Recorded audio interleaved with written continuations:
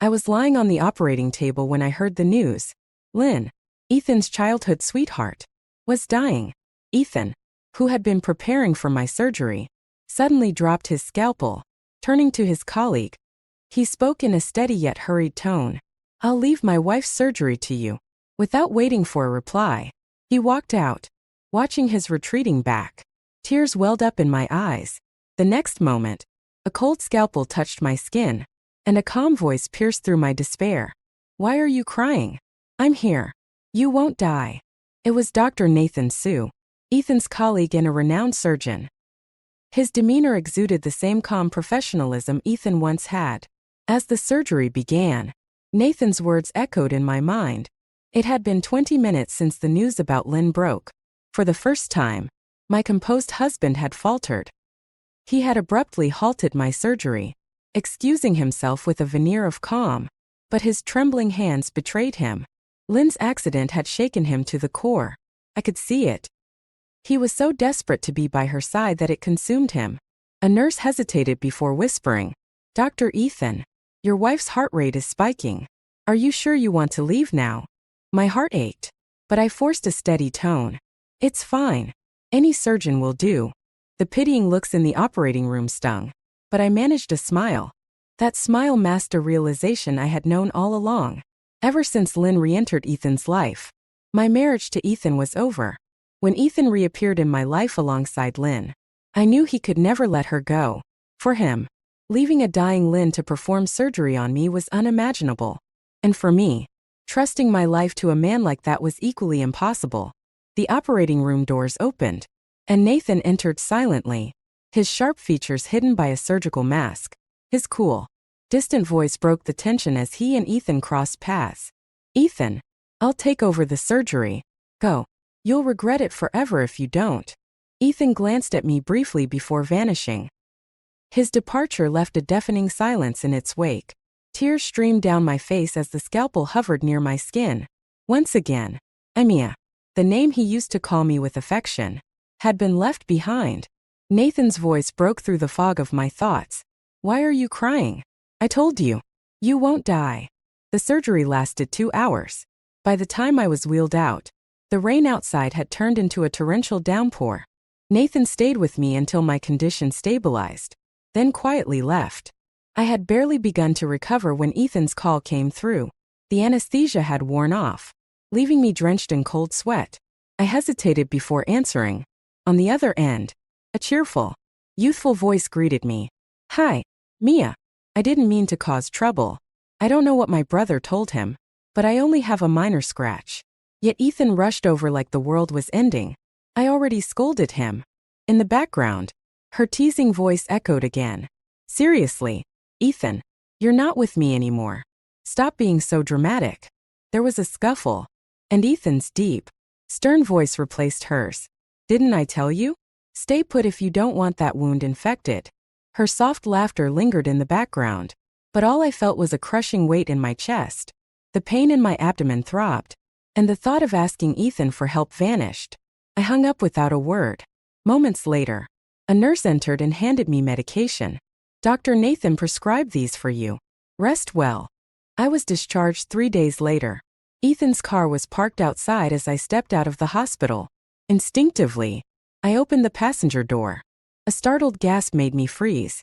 Lynn, leaning from the driver's seat, quickly pulled back as though trying to disappear. Her disheveled collar and mischievous gaze sent a chill through me. "Mia, I didn't mean for you to see this," she stammered, her voice laced with panic. Ethan casually removed a strand of her hair from his watch, his tone indifferent yet firm. "Don't say nonsense. Don't give Mia the wrong idea." Then, turning to me, he explained calmly. "Her hair got tangled in my watch when I was picking something up." I believed him. Ethan had always been upright and honest. Before our marriage, he had said, "I've been in a relationship before, but after we marry, I'll be loyal to you." Yet sometimes, his boundaries blurred, giving rise to ambiguous moments, like this one, suppressing the bitterness in my chest. I spoke softly. "Ethan, we need to talk. Alone." Perhaps sensing my unease, Lynn bit her lip. "Ethan, maybe you should take a cab home. Mia seems upset." Ethan responded calmly. Your legs still work. Go home yourself. Hurt flickered across Lynn's face, but she eventually left. As I took her seat, the car filled with an unbearable silence. Finally, Ethan spoke in a low voice. There's no need to take your frustration out on her. The call was an emergency consult. I would have left no matter who it was. I had no energy to decipher his thoughts. I was simply tired. Ethan, I said, let's get a divorce. The car jerked to a halt as he slammed on the brakes. His composed expression cracked as he turned to me. Mia, why? Is this about Lynn? I nodded, enduring the sharp pain from my wound. Yes, it's because of Lynn. Ethan's hands gripped the steering wheel so tightly his knuckles turned white.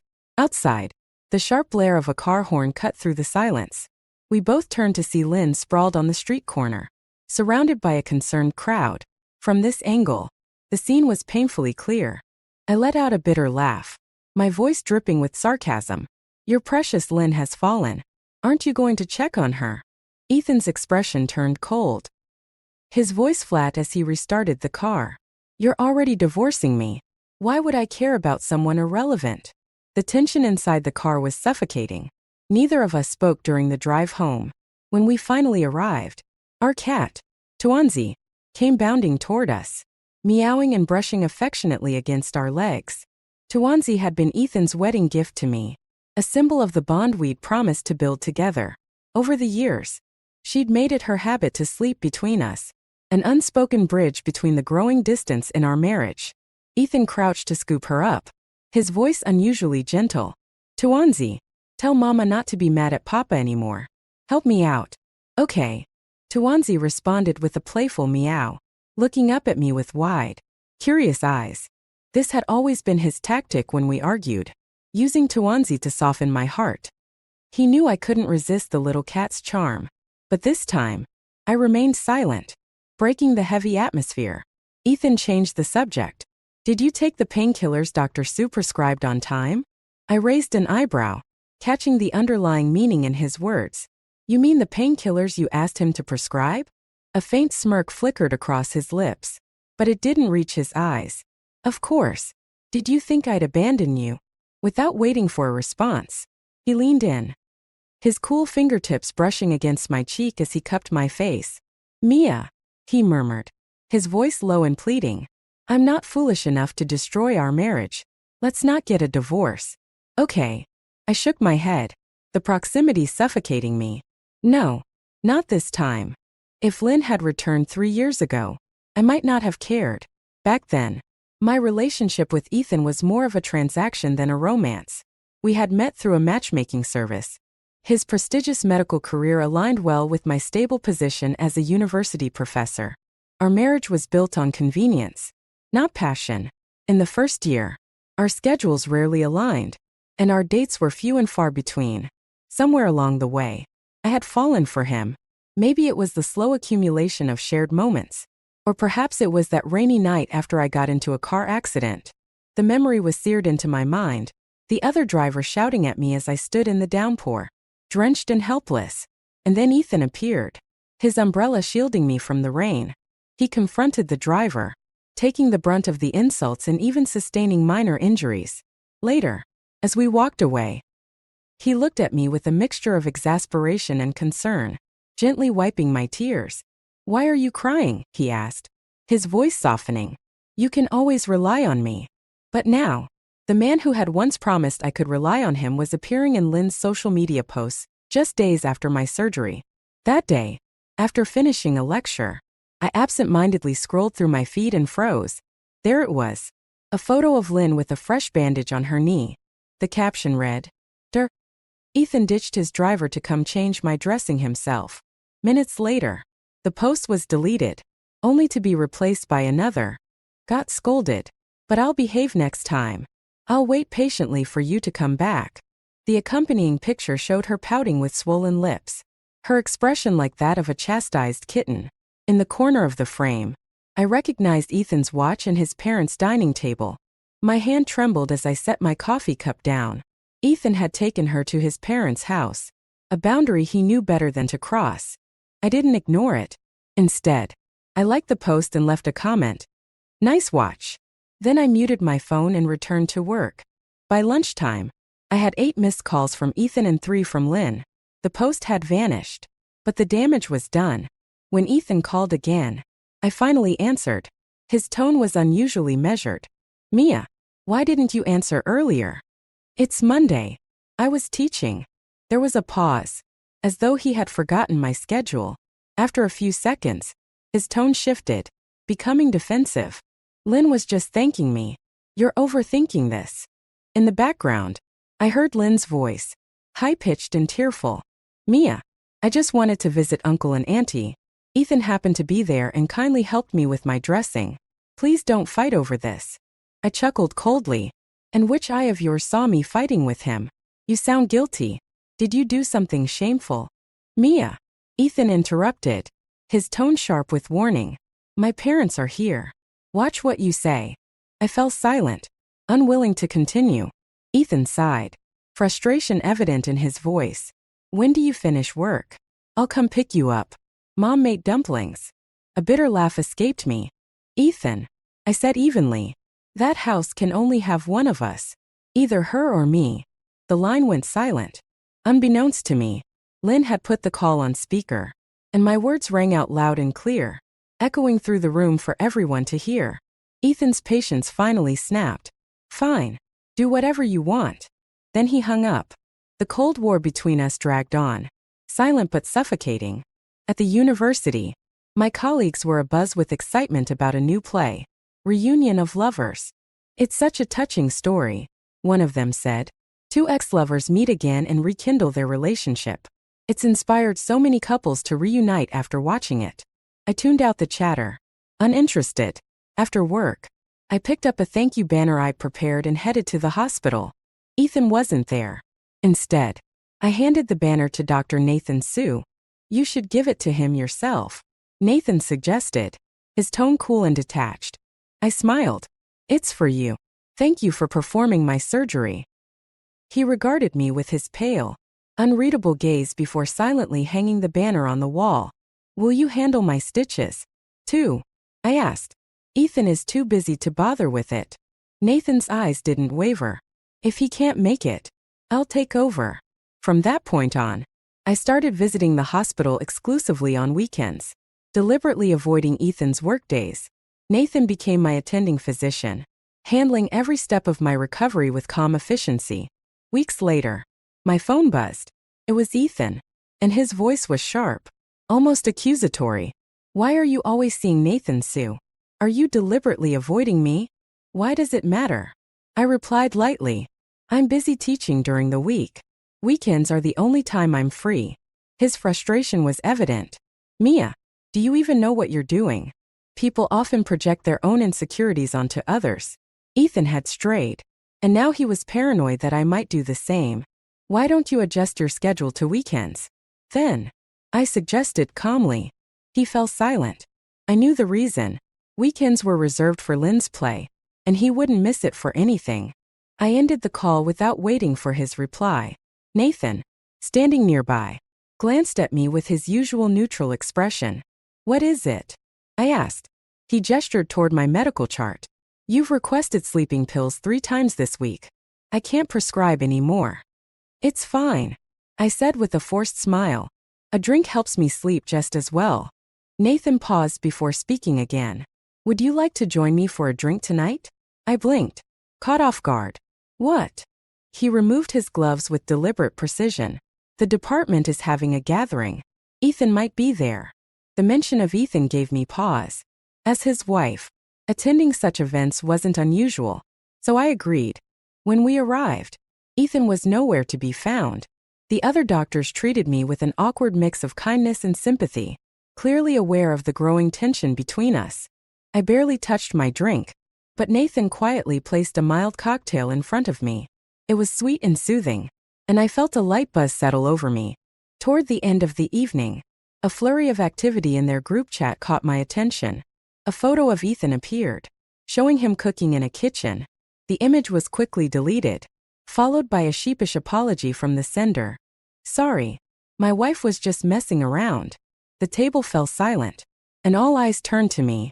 The humiliation was suffocating. The photo, taken in his parents' kitchen, confirmed what I had long suspected. Ethan had spent the evening with Lynn. Though he hadn't crossed a definitive line, his actions teetered dangerously close to betrayal. After dinner, Nathan offered to drive me home. As I settled into the car, one of Ethan's female colleagues approached, her expression kind but pitying. "Don't overthink it," she said gently. "Focus on resting." I thanked her politely and leaned back, the alcohol dulling my emotions. Halfway home, my phone slipped from my hand and landed near Nathan's watch. Reaching for it, my hair accidentally caught on the strap. The situation was absurdly ironic. "Sorry," I muttered, fumbling to free myself. Nathan calmly removed his watch and stepped back, giving me space. Just as I untangled my hair, the car door was yanked open. Cold air rushed in as Ethan stood there, his expression dark and stormy. "Mia," he said through gritted teeth, "you'd better explain what you're doing." For the first time, I saw him lose control. He grabbed my wrist, dragging me out of the car, his anger barely restrained. "I didn't do anything," I said, meeting his furious gaze with calm indifference. "I saw it with my own eyes." His voice cracked, raw with frustration. The scene mirrored the day I was discharged from the hospital. Except this time, I was the one being accused. A bitter laugh escaped me. "My hair got caught on his watch," I said, my voice dripping with sarcasm. "Don't overthink it." For a moment, his anger faltered, realizing the hypocrisy of his outburst. He hesitated, but his pause only deepened my resentment. I turned to Nathan and thanked him quietly. "I'll handle it from here. Drive safe." Nathan nodded and left without another word. The silence between Ethan and me was oppressive as we walked to our building. "Mia," he finally said, his voice hoarse, "we need to talk." I turned sharply, my hand striking his cheek with a sound that echoed through the hallway. Months of anger and humiliation surged to the surface. "Don't touch me," I said coldly, my voice trembling with fury. "You disgust me." I wasn't sure what excuses Ethan gave his family, but within days, he returned home as though nothing had happened. He tried to mend things in his usual way, showering attention on Tuanzi. He bought her new toys and carried her around, using her as a bridge between us. "Look, Tuanzi," he said, holding her close. "Mama's mad at Papa again. Can you help her forgive me?" I took Tuanzi from him and stroked her absent-mindedly, letting his efforts fall flat. When the doorbell rang, I opened it to find my parents standing there. "Mia, we heard you two might be going on a trip," my mother said cautiously. "We thought we'd take Tuanzi for a while so she's not alone." I nodded. "That's fine. Take her for now." Ethan's face went pale as my parents scooped up the cat and left. Closing the door behind them, I turned to him and dropped the toys he'd handed me at his feet. "We're divorcing. Ethan, consider Tuanzi's future with you. Leave the rest to the lawyers." For the first time, he realized I wasn't bluffing. His calm facade broke, replaced with desperation. "I don't agree," he said firmly, his voice trembling slightly.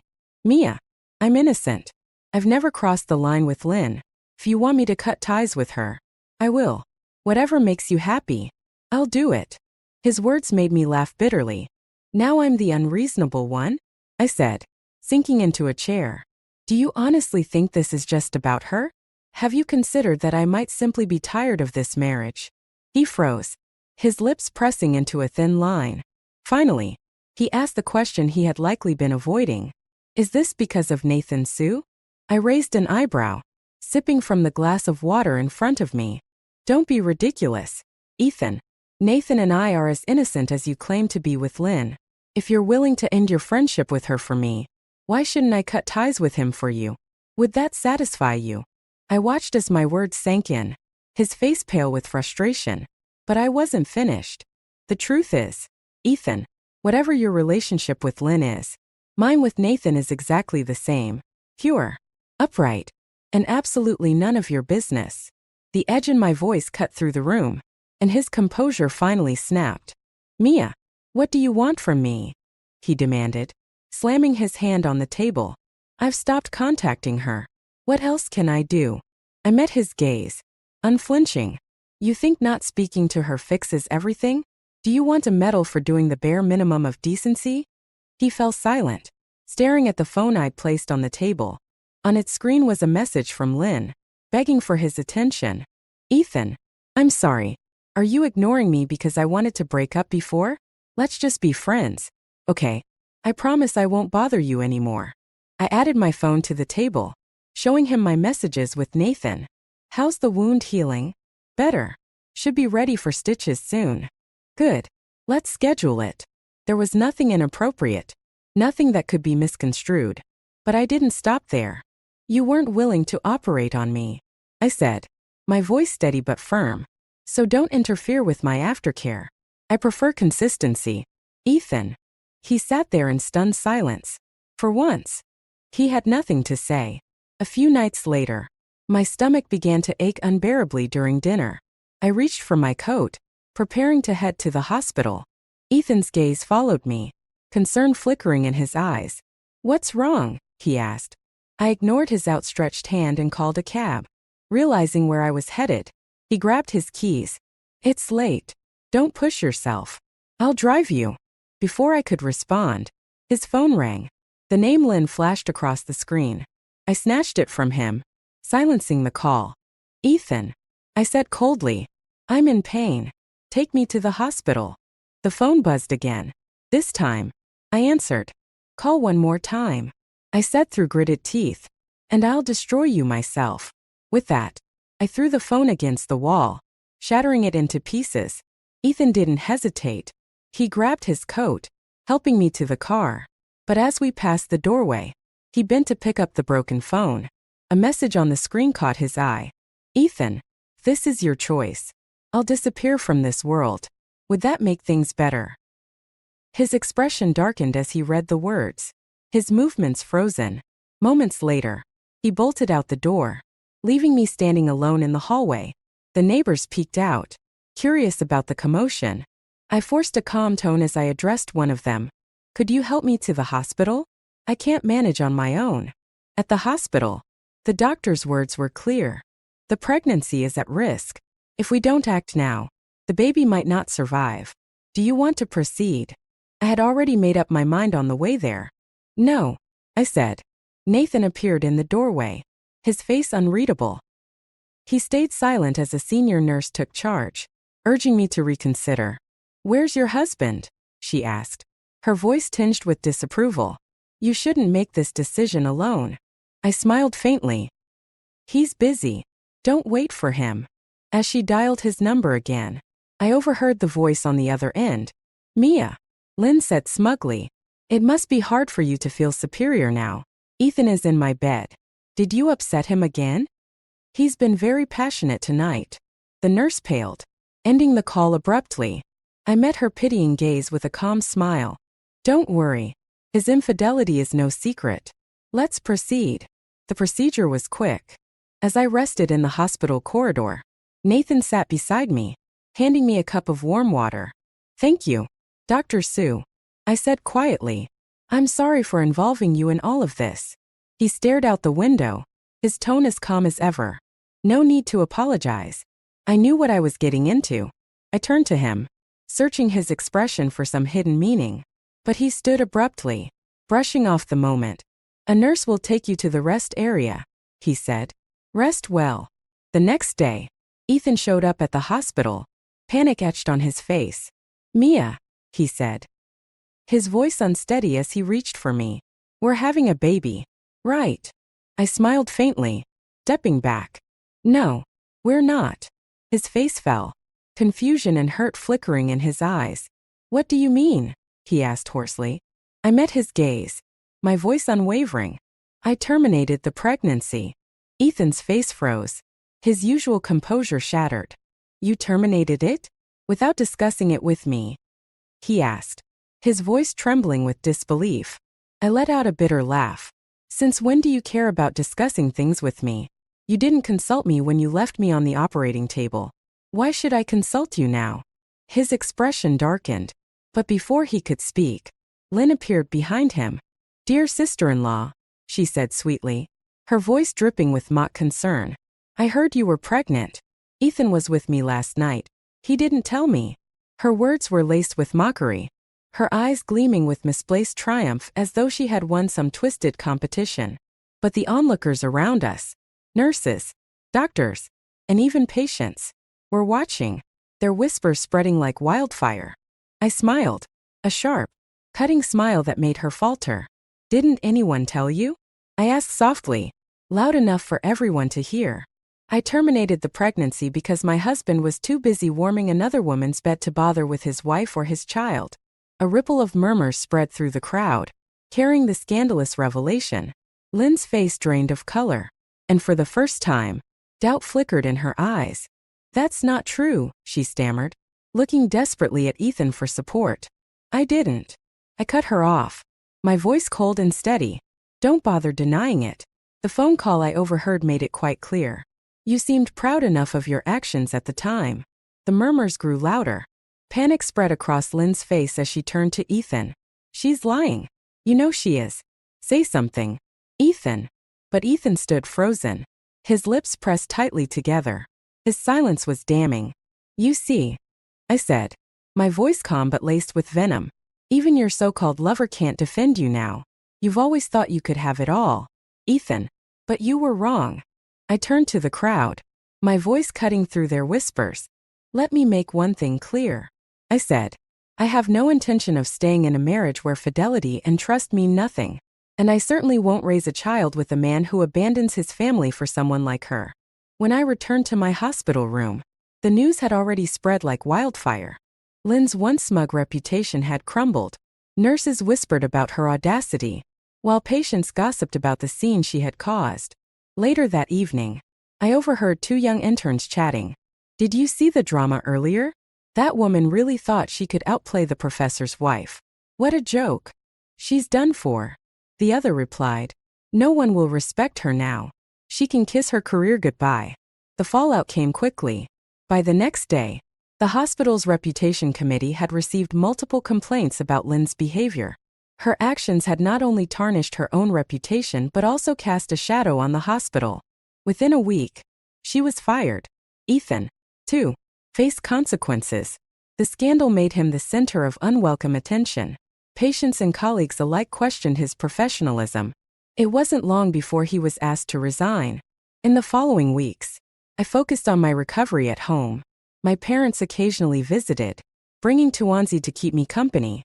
One quiet afternoon, as I stroked the cat's soft fur, my lawyer called to update me. "Ethan hasn't signed the papers yet," he said. "He's stalling." I sighed, unsurprised. "Give him a deadline. If he doesn't sign, we'll take it to court." Later that evening, Ethan called. "Mia," he began, his voice hoarse. "Can we talk? Just one last time." Leaning back on the couch, I let my fingers trail through Tuanzi's fur. "There's nothing left to talk about," I replied quietly. He was silent for a moment before speaking again, his tone filled with regret. "Do you remember when we first met? At the matchmaking dinner?" "Of course," I said evenly. "It wasn't particularly romantic." He chuckled bitterly. "It wasn't. But do you remember what I told you that night? That I wanted a partner who could share my life, not just my work. You also promised loyalty," I said sharply. "And look where we are now." His breath hitched, and I heard a faint tremor in his voice as he continued. "I made mistakes, Mia, but I loved you. I still do. Can't we find a way to fix this?" I closed my eyes, my hand tightening around Tuanzi's fur. "No, Ethan. It's too late." The silence that followed was deafening. "You've made your choice," I said, my voice unwavering. "And now, I've made mine. Sign the papers." That was the last conversation we had before the divorce was finalized. As I left the courthouse weeks later, holding the final decree in my hands, I felt an unfamiliar but welcome sense of relief. For the first time in years, I was free. The divorce papers were finalized. And just like that, the thread tying Ethan and me together was severed. I walked out of the courthouse with a sense of closure, but the weight in my chest lingered. The years we had spent together replayed in my mind like a broken reel. Moments of laughter, fleeting happiness, and the slow unraveling of everything we had built. For the first few weeks, I focused on healing, both physically and emotionally. Tuanzi, now back in my care, became my constant companion, her soft purring filling the otherwise quiet apartment. Ethan, on the other hand, seemed to vanish. He left the city shortly after the divorce, taking a position elsewhere after resigning from the hospital. News of his departure spread quickly, and whispers of his scandal followed him like a shadow. Despite it all, I couldn't bring myself to hate him. Perhaps it was because, at one point, I had truly loved him, or maybe it was because I still remembered the man he used to be, before everything fell apart. But whatever the reason, I chose to let go of the anger. Months later, I heard from a mutual acquaintance that Ethan had returned briefly to visit his parents. I was on campus at the time, heading to a lecture, when my phone buzzed with the message. He looks different. Older. Tired. I think the past year hasn't been kind to him. I read the words, then put my phone away, unwilling to dwell on the image of a man who no longer had a place in my life. One day, while organizing my bookshelf, I stumbled upon a photo album tucked away in a drawer. Inside were pictures from our wedding, casual snapshots from vacations, and candid moments at home. In one photo, we were sitting by a lake. His arm draped around my shoulder as I laughed at something he had said. It was a rare moment of unguarded happiness, one that felt like it belonged to a different lifetime. I stared at the photo for a long time before closing the album and placing it back in the drawer. Memories, after all, are just that, fragments of the past. Not long after, a mutual friend reached out with surprising news. Did you hear? Lynn moved out of the city. She left the theater company and hasn't been seen since. I nodded, unsurprised. The fallout from her actions had been severe, and her reputation within both the theater and medical circles was beyond repair. Good riddance, the friend added. I didn't respond. Lynn had already taken enough from me. I wouldn't let her occupy my thoughts any longer. One chilly evening, as autumn leaves scattered across the streets, I received an unexpected call. It was from an unfamiliar number. Hesitating for a moment, I answered. Mia. A familiar voice greeted me. It was Ethan. For a moment, I didn't know what to say. The sound of his voice, once so familiar, now felt foreign. What do you want? I asked, keeping my tone neutral. There was a pause on the other end, as if he were gathering his thoughts. I just wanted to check on you, he said finally, to see how you're doing. I'm fine, I replied curtly. Silence stretched between us before he spoke again. Do you remember the day we went to the lake? He asked, his voice softer now. The way you laughed when I slipped and fell into the water? You teased me for days afterward. I closed my eyes, willing myself to remain unaffected. I remember, I said quietly. Those were good times, he murmured, almost to himself. Yes, I admitted. But they're in the past now. His breath hitched audibly. Mia. Don't. I interrupted, my voice firm. Don't say anything you'll regret. He fell silent, and I took a steadying breath before continuing. You made your choices, Ethan, and I've made mine. Let's leave it at that. The line went quiet for a moment before he whispered. I'm sorry. I didn't reply. Instead, I ended the call and placed my phone face down on the table, staring at the faint reflections in the window. As the days turned into weeks, I found myself thinking less and less about him.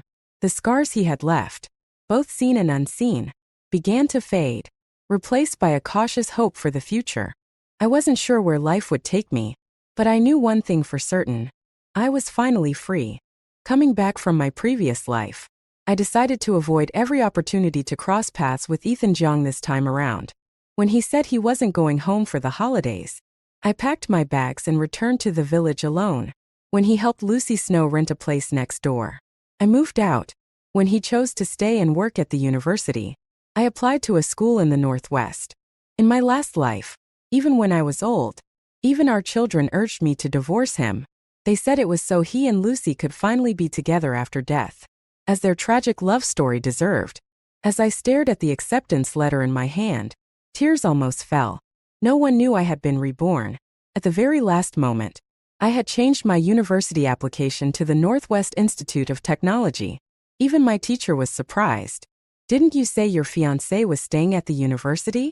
How could he wait for you if you go so far away? I smiled and replied brightly, it's the era of free love now. Childhood betrothals are just remnants of a feudal society. Completely outdated. The teacher, seemingly impressed by my resolve, patted my shoulder with approval. Leaving the school, I followed the crowd toward home. In my last life, I didn't even attend university. My wedding to Ethan was just a few days away, and shortly after, I had a child. That was the end of my education. Ethan stayed at the university for a while before joining the army. From then on, we lived separate lives. He climbed the ranks, and wherever he went, Lucy Snow and her daughter followed. I, on the other hand, was trapped in a small corner of the world, caring for his parents and raising our children. I watched my kids grow, once clinging to me, but eventually drifting closer to their father. One day, I even learned about Ethan and Lucy's daughter's wedding to my son, through a photo from a friend after the ceremony had taken place. The picture showed Lucy and Ethan, smiling warmly as they watched their daughter-in-law pour tea for them. My own son had urged me to divorce Ethan more than once. Mom, Dad has suffered his whole life. If it weren't for you, he would have been with my mother-in-law long ago. You two aren't a good match. Why won't you let go? Even my daughter-in-law refused to see me. What could I do? I wasn't willing to let go. I couldn't forget the sleepless nights I spent caring for his paralyzed parents or rushing barefoot through the night when my child was sick, only to find him entertaining Lucy and her daughter elsewhere. Everyone said we weren't a good match. Everyone blamed me for not letting go. But when I looked in the mirror, at the weary, aged face staring back, I couldn't help but feel defiant. Even if it cost me my life, I would drag them all down with me. In the end, I died after yet another fight with my son about divorcing Ethan. My heart attack came as he stormed out, slamming the door without a backward glance. I called for him, but he didn't turn back. That moment, I regretted it all. Why had I given birth to him? Why had I wasted my life like this? But now, I've been given a second chance. I'm back to before my marriage to Ethan, and everything can be changed.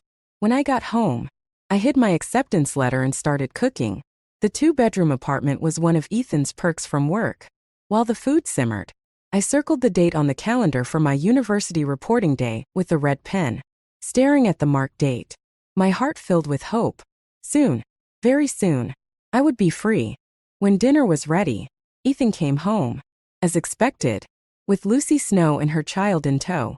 Sorry to bother you again, Lucy said, smiling sweetly in her bright red coat, her alabaster skin glowing. The little girl, clearly accustomed to the routine, gleefully rushed to serve the food. One bowl for herself, one for Ethan, one for Lucy, none for me. When I emerged from the kitchen, the three of them were chatting happily, like a picture-perfect family. But as soon as they tasted the food, they spat it out. Mommy, it's so salty, the child exclaimed, leaning against the doorframe. I watched Ethan scramble to pour soup for them, only to find it saltier than the food.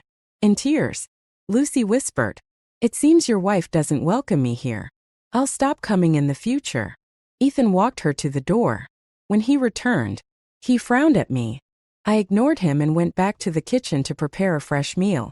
You did that on purpose, he said, his voice laced with confusion. Lucy's husband died and asked me to look after her and her daughter. Your cooking is great, and the child likes it. Before he could finish, I interrupted with silence. After a moment, he sighed and said, fine, if you don't like it, I won't invite them over again. The next day, after Ethan left for work, I started packing my bags. I planned to return to the village soon, since our families had exchanged tokens and birth dates for the betrothal. I needed to formally break the engagement with witnesses present to avoid complications later. As I packed, I came across the embroidered bedding I had worked on in secret for years. I thought for a moment, grabbed a bag, and packed everything. Embroidered pillowcases, new shoes I had crafted, and other belongings. I walked to the pawn shop at the end of the street. The embroidery that had taken me years to complete sold for 30 yuan. It wasn't much, but at university, every penny counts for meals and necessities. I set the money aside, ready to save it for the future. Back home, I marked another large X on today's date in the calendar. Just 20 days left. In 20 days, I'd leave this place and embark on my new life. Ethan returned late that night. The food I had prepared remained untouched. I ate at school, he offered as an offhand explanation. But the faint scent of white tea perfume clinging to him told me otherwise. He had eaten, yes, but likely with Lucy Snow and her daughter. Knowing he'd offend me by eating here, he opted to dine with them elsewhere before coming home. I quietly cleaned up the dishes and returned to my room. Inside were stacks of my high school books and notes, some spilling over into the living room due to lack of space. I tied up the books in my room with string, planning to sort the living room items after Ethan left the next day. If I was leaving, none of my things should remain here. As I packed, I heard a knock on the door. I knew it was Ethan. He was always polite, never entering my room without my permission. "What is it?" I asked, unwilling to let him see me packing. There was a moment of silence before he replied. "I was writing the marriage report. Is the 9th of next month okay for the wedding date?" The 9th of next month. The same day we had married in my previous life. I glanced at my neatly packed belongings. "Marriage is a big deal," I said calmly. "I'll check with my family tomorrow before giving you an answer." Another pause. Then I heard his footsteps retreating down the hall. Relieved, I leaned against the bed. Technically, given Ethan's current position, he didn't need family approval to file a marriage report. My parents were gone, and his family had taken me in due to our childhood betrothal. To everyone else, I was already part of the Jiang family. This marriage report was just a formality. After all, Ethan was attractive, capable, and kind to me. Anyone could see that I had long since fallen for him. I owed the Jiang family, but I had already spent a lifetime repaying that debt. I didn't owe them anymore. This time, I would walk my own path, a path without Ethan Jiang. The next morning, to my surprise, Ethan had prepared breakfast, fried eggs and 8 treasure porridge, my favorites. In 3 years of living here, he had rarely done this. I sat silently at the table, the clinking of utensils the only sound. "I'll take a leave of absence and go back with you," Ethan suddenly said, breaking the silence. Startled, I instinctively shook my head. "I'll drive you back. It's not safe for you to go alone," he said, frowning. I was about to refuse when a little girl ran through the door. Godfather. She had pink butterfly bows in her hair and dove straight into Ethan's arms. "Nian Nian, why are you here? Where's your mom?"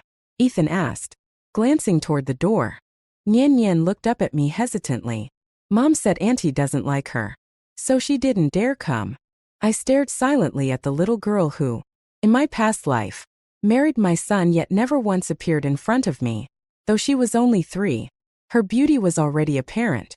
No wonder my son, 4 years younger than her, had worshipped her and her mother as though they were deities. As expected, Ethan quickly left with Nian Nian, saying Lucy wasn't feeling well. Without another word to me, he rushed out the door with the child. I chuckled bitterly. At least now I didn't have to come up with an excuse to go back on my own. I picked up a pen and marked another large X on today's date in the calendar. 19 days to go. I spent the day organizing the rest of my belongings, tying up my notebooks, textbooks, and exams. Once everything was sorted, I sold them for 13 yuan and headed back to the village. Today, I would end the engagement between Ethan and me. The Liang elders had always treated me well, but convincing them to cancel the engagement wouldn't be too hard. All I needed to do was tell them Ethan's future was bright, and I wasn't a suitable match for him. The village courtyard was quiet, the air heavy and still. A bonfire crackled in the yard, mosquitoes swirling in its heat. I pressed tobacco leaves under a wooden plank and sliced them finely with a hatchet. The elders sat silently on the doorstep. After a while, they sighed deeply and tried to reason with me. "Aru, even if he has someone else in his heart, you're engaged to him. If he dares not marry, I'll straighten him out myself. Your parents left you in our care before they passed. We can't just stand by and watch you make such a decision." When I remained silent, they exchanged glances. Resigned. "You're so stubborn. Fine. Let's go to the brigade." I followed them quietly. The brigade issued us a certificate nullifying the engagement, and in the presence of several elders, We exchanged the tokens given during our betrothal. Relieved, I helped the Liang elders back home. I knew they only wanted what was best for me. By all accounts, Ethan was a prized match. Even his parents couldn't understand why I insisted on ending the engagement. But I couldn't explain it to them. I couldn't tell them that in my past life, I had suffered enough, that even the only child I bore was given to Lucy Snow, making them a family while I lived alone. The engagement was officially cancelled. The Liangs, ever kind, said, "From now on, you're our daughter." I didn't mention that I was going to the Northwest for school, but I stayed with the Liang elders for half a month before leaving. When it was time to go, Mr. Liang walked me all the way to the village entrance, endlessly reminding me to treat their home as my own and to visit often. It wasn't until I arrived at the town to buy my ticket that I found they had slipped 200 yuan into my bag. Tears streamed down my face uncontrollably. When I returned to Ethan's apartment, the first thing I did was mark 15 bold red XS on the calendar. Only 4 days left. Just 4 more days. I was carrying my luggage to my room when I heard the door open. Ethan had just returned from work, accompanied, as usual, by Lucy Snow and Nian Nian. "You're back," Ethan said, sounding surprised. Lucy gave me a polite nod before turning and walking straight into my room. I frowned as she casually closed the door behind her, leaving my things stacked haphazardly in the living room. I glanced at Ethan. He hesitated for a moment, then explained, "It's been raining heavily, and Lucy's place has a leaky roof. She'll be staying here for 2 days. Since you weren't around and don't have much stuff, I let her use your room. So you think it's okay to clear out my belongings and give my room to someone else without my permission?" I asked, keeping my tone neutral. Ethan paused, then added, "I moved your things into my room. You can stay with me for now." As he spoke, he opened the door to his room. "By the way, where are all your books? There's barely anything left here." I looked at the small bundle he had set on the bedside table and pressed my lips together, letting it go. I replied indifferently, "The college entrance exams are over. There's no point keeping the books. So I sold them." Ethan frowned. "Even after the exams, you might still need them later. Why sell them?" I said nothing, and after a moment of silence, he changed the subject. "So, what did your family say?" I hesitated briefly, then replied, "They had someone check the dates, and the 9th isn't a good time. We'll have to discuss it later." This was the excuse I had agreed upon with the Liang elders to buy myself more time.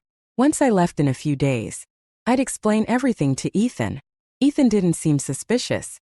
He simply nodded and muttered, "Looks like I'll have to pick a new date."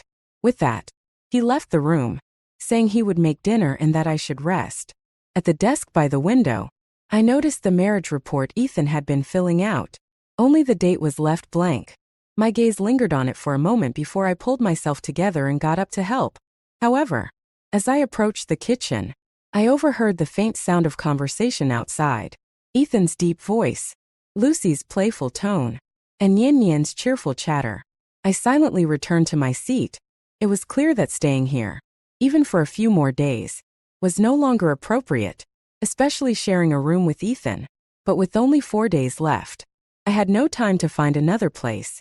After dinner, I decided I'd set up a makeshift bed in the living room. The day had been exhausting after a long journey, and I had hoped to sleep early. But Lucy, full of energy, had taken over the living room. Dressed in a white dress, she practiced dance moves, stretching her legs on a mat. Meanwhile, Nian Nian kept running in and out of Ethan's room, even bouncing on his bed like it was a trampoline. Feeling suffocated, I grabbed a basin and went outside to fetch water. As soon as I stepped outside, I took a deep breath. "Aru, you're back. Weren't you staying with your in-laws?" Mrs. Hua, the neighbor, greeted me, carrying her own basin as we headed toward the well together. "I went for a few days and just returned," I replied politely.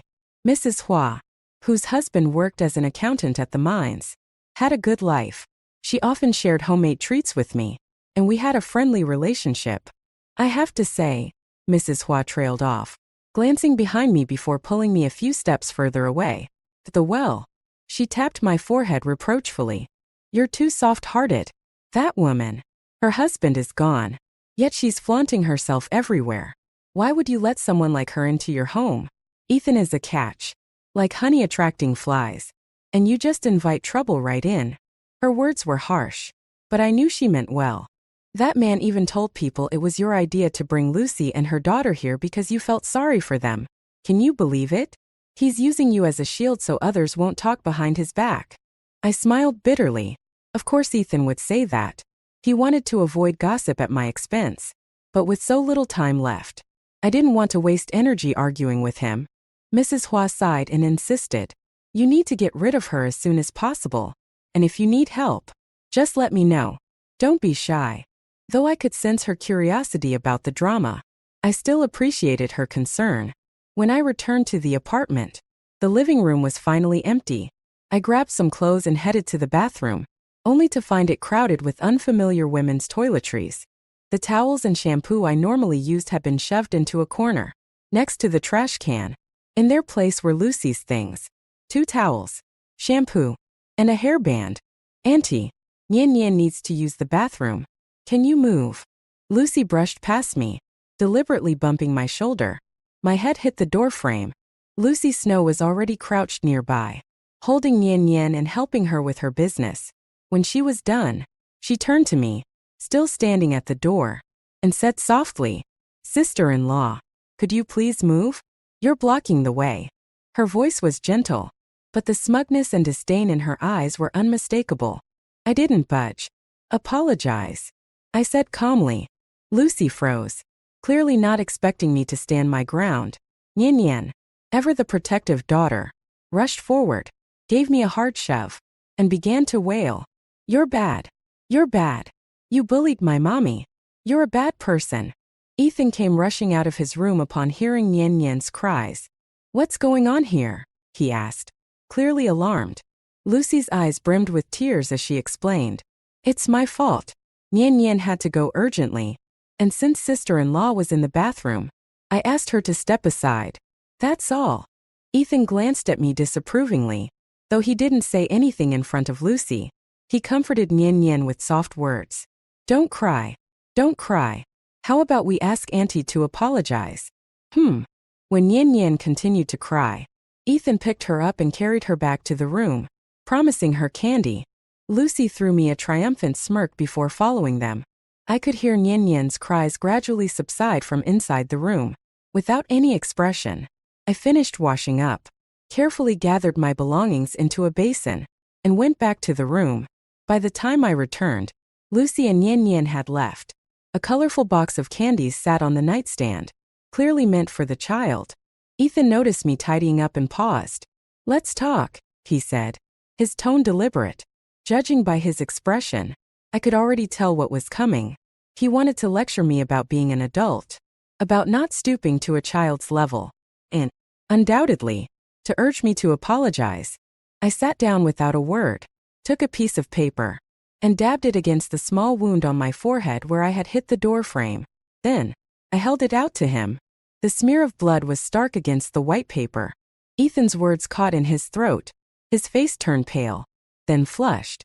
I'll sleep in the living room tonight, I said, getting up and grabbing some bedding. Wait, Ethan said, grabbing my arm. You can sleep in here. Why are you going out there?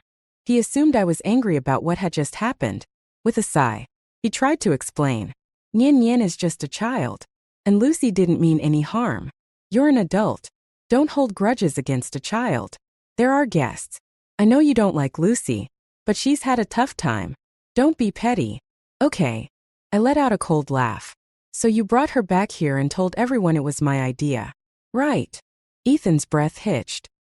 He opened his mouth but said nothing. I shook my head, smiling bitterly. No matter how noble his excuses sounded, his underlying intentions couldn't be hidden. For the sake of the Liang elders and to avoid tarnishing his reputation, I wouldn't confront him openly. But that didn't mean I could forgive or forget. That night, Ethan ended up sleeping on the living room floor. The next morning, I packed up all my belongings, planning to find a hotel before returning for the rest of my luggage. When I opened the door, Ethan had already prepared breakfast. Nian Nian spotted me immediately and let out a disdainful hum, pulling the food closer to herself and Lucy. Ethan, holding a plate of fried eggs, greeted me with a smile. "You're up. Come. I made fried eggs." He noticed the food hoarded on their side and awkwardly chuckled. "Nyan Nyan. Be a good girl and share some with Auntie." "Okay." Ignoring all of them, I left the house. The only hotel nearby was just a street away. I booked the cheapest room for 3 days, paying 21 yuan in total, including a deposit. Afterward, I grabbed some breakfast at a nearby stall, a bag of buns and fried dough sticks, before heading back to collect my luggage. As soon as I stepped inside, I saw that my carefully packed bundle had been opened. My belongings were scattered everywhere. On the table, Nyan Nyan was folding my college acceptance letter into a paper airplane. My mind went blank. "What are you doing?" I shouted, snatching the letter from her hands. Startled, Nyan Nyan fell off the chair and began wailing at the top of her lungs. Lucy came rushing out of the room. "What are you doing? Who gave you the right to bully Nyan Nyan?" she yelled, shoving me aside and scooping the child into her arms. My hands trembled with anger as I carefully unfolded the crumpled letter, making sure it wasn't damaged. "Bully her? Why don't you look at what she's done? Who told you to touch my things? Get out of here." Lucy stood up, holding Nyan Nyan, and sneered. "You're not even married to Ethan yet. This isn't your house to order us around." She walked toward the door but paused to add, "Even if you do marry him, you'll never win against me." The door slammed shut. Lucy's hostility only surfaced when Ethan wasn't around. In the past, I had been insecure and timid in the face of her beauty and talent. As a star performer in the art troupe, she had every advantage: looks, career, and charisma. I always thought I could never compete with her. But now, having a second chance, I realize, why should I even try? In Ethan Zhang's heart, Lucy Snow was always the most important. But aside from him, wasn't there more to my life? I could go to college. I could contribute to the development of my country. I could see the world, broaden my horizons, and enrich my knowledge.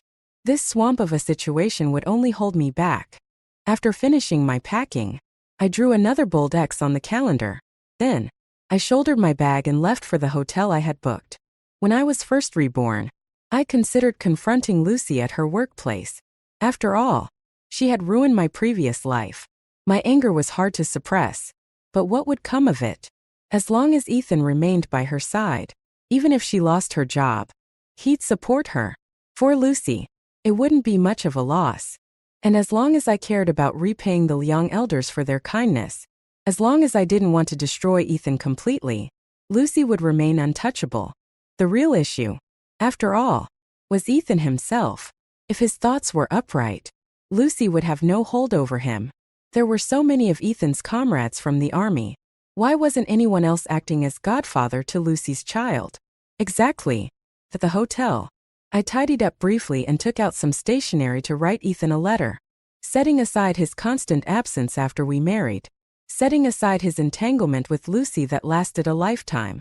I thought back to the 3 years I spent in high school here. Ethan had provided for my food and lodging, and even occasionally helped me with my studies. For that alone, I owed him an explanation. In the letter, I told him that I had already gone back to dissolve our engagement and had been accepted into a university elsewhere. From now on, our paths would diverge, and we'd never see each other again. Halfway through writing, there was a knock at the door. Thinking it was hotel staff, I opened it, only to see Ethan standing there, looking disheveled and as though he'd been searching everywhere. The moment he saw me, he let out a heavy sigh of relief. "Finally, I found you. As long as you're safe, that's all that matters." I stayed silent, expecting him to scold me. "All right, don't be mad anymore. Come back with me," he said as he squeezed into the room, reaching for my belongings to help pack. I quickly pressed my half-written letter under a book, but his eyes fell on a silver bracelet peeking out of my bag. His expression shifted as he picked it up. "Why is this bracelet here? Wasn't it with my mother?" I froze, cursing myself for not putting it away earlier. In the afternoon, when Nyan Nyan had rummaged through my things, a small bell had fallen off, and I'd fixed it.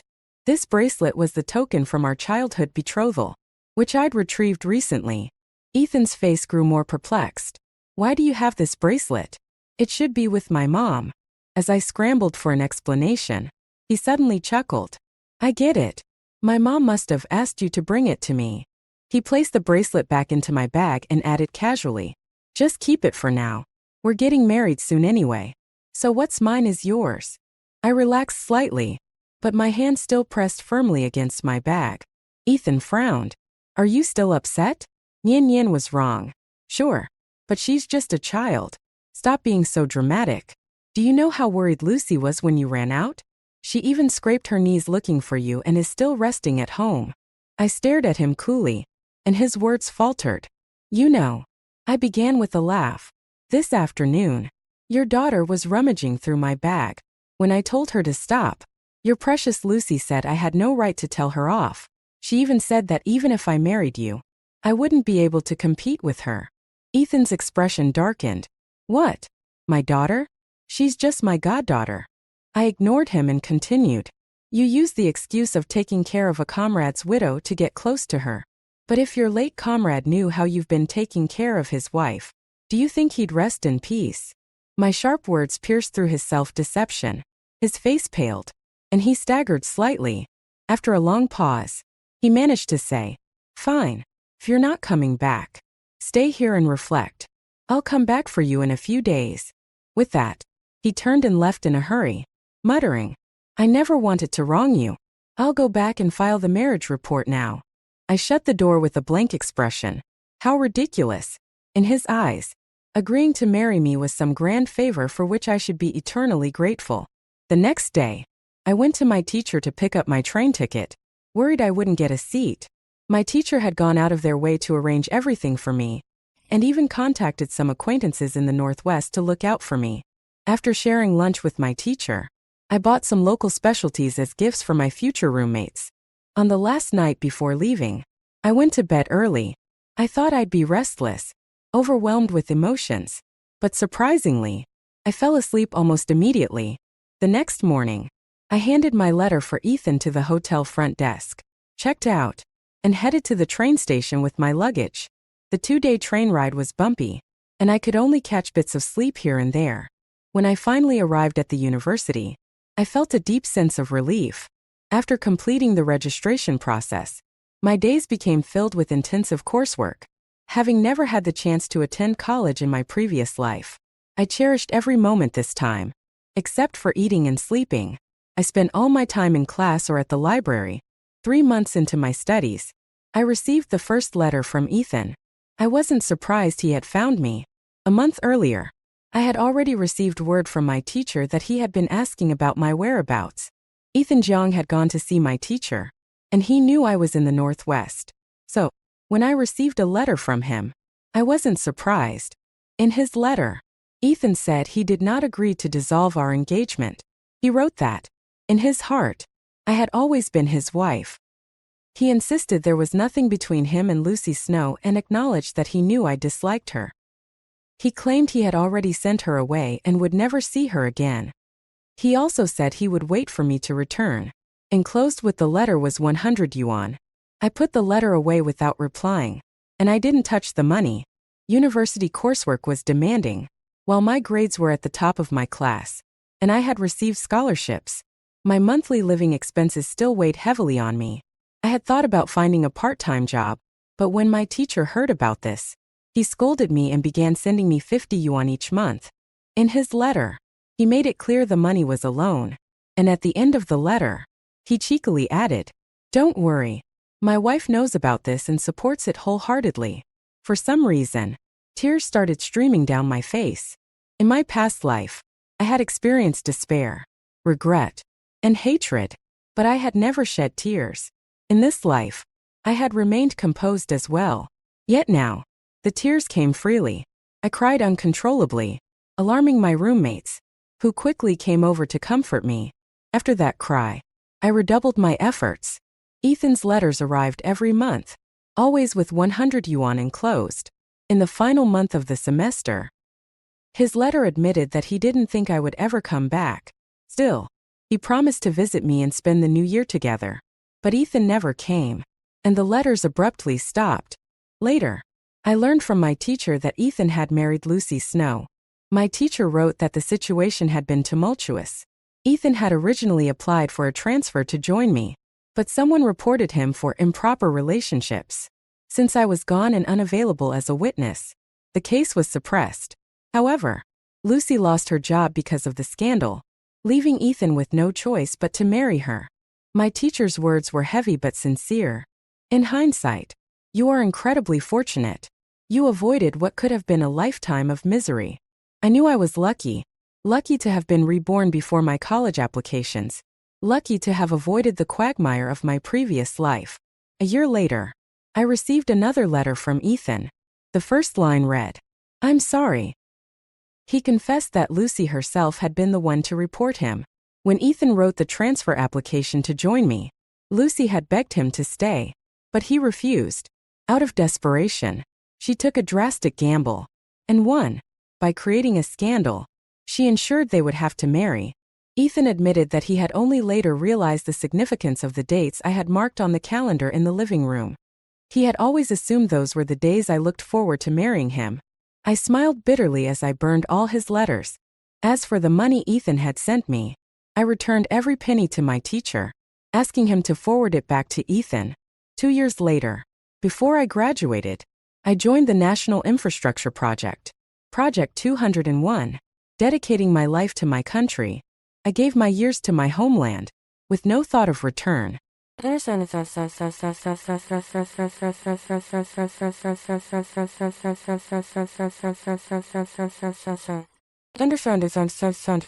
Ethan Jong's epilogue. That night at the hotel, after hearing Aru's words, I was consumed by anger and shock. I locked myself in my house for 3 days. During those 3 days, I realized how badly I had failed her. I had made a grave mistake, not in waiting for her to grow up, but in letting my heart stray. In the countless times I had helped Lucy Snow, my feelings had drifted away from the path they should have stayed on. Lucy's kindness, Nien Nien's cheerfulness, they had distracted me from the fact that I already had a fiancé. I had done things I now felt ashamed of. After 3 days, I made up my mind I couldn't lose Aru. I went to the hotel to find her, but I was too late. She was gone. I asked everyone I could, but no one knew where she had gone. It was only through her teacher that I learned she had gone to the Northwest. The realization devastated me. I rushed home and saw the silver bracelet in her bag, the token of our childhood betrothal. But by then, it was already too late. Her family confirmed that she had annulled the engagement. I returned to the apartment we had shared for 3 years, lost and broken. That night, I drank heavily. Lucy snuck in and saw my transfer application. She caused a huge scene. In the aftermath, she lost her job, and her family came to confront me. In the end, I had no choice but to marry her.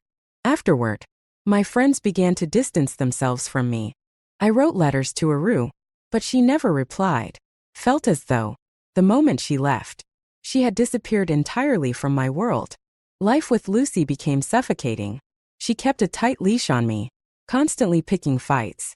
My parents disliked her, frequently comparing her to Aru. The stress turned Lucy hysterical and neurotic. Several opportunities for transfers arose, but Lucy sabotaged them every time, accusing me of wanting to leave her and chase after my former fiancé. Each time, I could only laugh bitterly to myself.